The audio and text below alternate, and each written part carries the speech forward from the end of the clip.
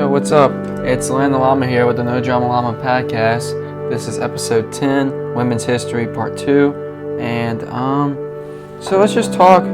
So first off, so this is for the class of March 26th. So we really just talked about a story we were looking at, and been having a little bit of time to read it. And I'm about to pull it up real quick so I can get it, show y'all. But,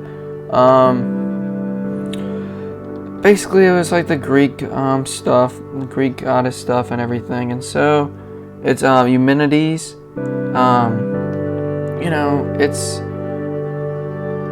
It was interesting for sure. I'm not much of a fan of like the Greek goddess and all that type of stuff, but it was an interesting. And yeah, it was Greek. But yeah, it was pretty interesting. Apparently, it was written somewhere, let's see, let me find it, about 472 BC. So it's, BC. So it's pretty old, obviously, but, I think it's interesting to think that something so old could also have so many opinions that hold true today. And that's, one thing we really didn't discuss too much, but, I think it's pretty evident in this. Anyway, so let's just talk. So, first off, we talked about how Chromos took his father's sexual organs and threw them into the ocean and made Aphrodites, and I'm not very good with these names, but I'm going to try, which is Venus. And so, it shows kind of how the guy's sexual reproduction takes precedence over the women. It's trying to say that they don't need women to be able to reproduce, and which is obviously not true. You know that. So, but it's interesting to think that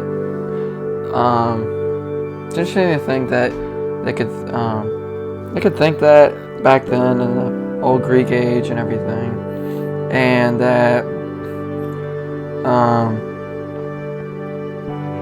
and that they could just actually believe that you don't need women to reproduce. But why would they reproduce with women then? It doesn't make much sense. But yeah, among characters, women were casted by men back in the old days, since men would take the part because women were inferior. So interesting to think that. But yeah, Orestes killed his mother, but it was justified apparently because the mother killed the father. So apparently it was justified because you can't have a woman killing a guy. Apparently I take automatic death for the woman, and so that's interesting for me to think about. But yeah, so if you go to the Eumenides, if you go to the play itself, and you go down to line 657 and a little bit, and then obviously a little bit more, it says mothers do not need to help with the child. The mother's not really a parent, she's just there to be like the soil for the child. But once it's born, it's kind of like they don't want the mother there to influence the kid. And yeah, it's kind of weird. And I don't know if this is true, but it said that women were placed on the fields back then. I don't know how accurate that is, but we talked about it. So an argument that was made was that a woman doesn't have to be involved at all in creating new life, and I talked about that. And one of the main things that they talked about is how Athena came from Zeus's head, and and that's pretty interesting. And that it came from forehead, and it's because he swallowed her mother, and so the son would be favored by the wife.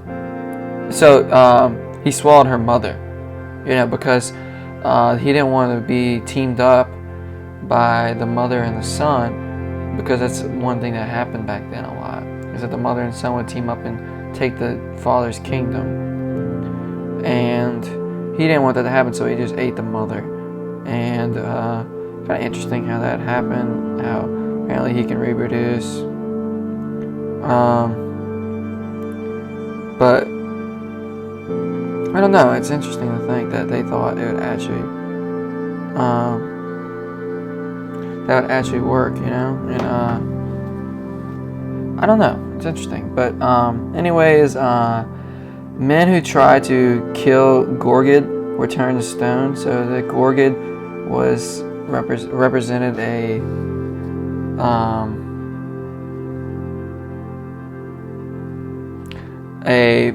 vagina, because it turned men to stone,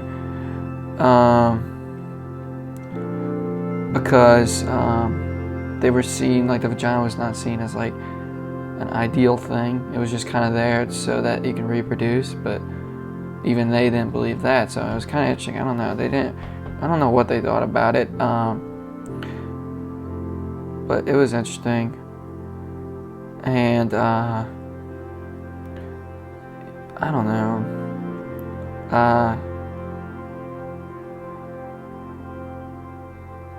I think it's, I don't know. Anyway, I'm just gonna keep going.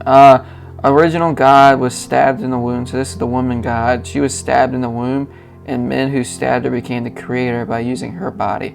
So that's kind of interesting. I thought, like, why would they need her to be the creator if you were the creator? You know what I'm saying? Like, I don't know. It's weird. It's just weird to think that, like, they thought they were, like, guys thought that they were the reason for life, but then they use women for life. Like, it doesn't really make much sense, I don't know. Their logic's not really making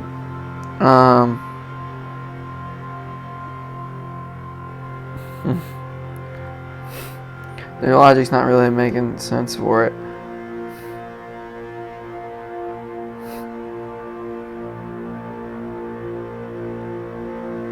But I think it's interesting to think that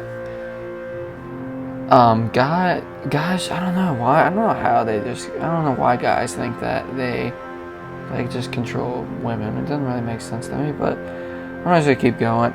Goddesses are basically like the cheerleaders. That's what they were basically taken to. They're basically cheerleaders for the male gods, because they would only use their powers to help the male gods. They wouldn't really use them to help other people or anything like that. It was just for the male gods. So kind of interesting, but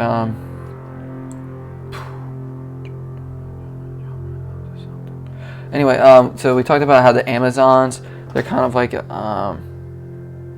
were kind of like a tribal group.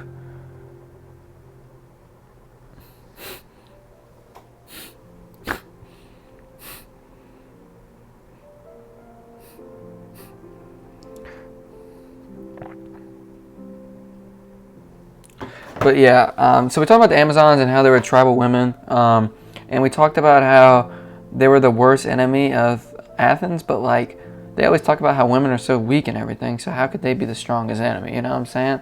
But I think the only reason, so what they would do is they would capture them, and they wouldn't kill them off immediately because they needed them to reproduce, because they didn't really have that many women, I guess. So they needed more women, and the Amazon women would make probably a more bad to the bone type kid, like a guy, than just some girl over in their village. So they would use them as basically like use them for like their kids. So the citizens who weren't citizens in Athens, women, they weren't citizens. They weren't considered citizens, which they weren't for a while, but now they are, but barely. But yeah, interesting about that. Slaves, ones captured from war or ones that fell into debt in the society. And also foreigners, kind of the same thing. They're kind of just held hostage, and they were seen as lesser. But yeah. The only people that were citizens were native males who were born in Athens and didn't have debts. And lastly, we talked about idiots. the term originated here, and it meant it meant like a person. It meant like a person that was uninterested in public affairs, so women were basically considered idiots, but it's only because they didn't have an opportunity to be able to like use their public affairs. And I think that's about it for this episode. This was episode 10, Women's History Part 2. Thanks for watching, and stay tuned to future episodes. Please like and subscribe. This is Llama here with the No Drama Llama podcast. See ya.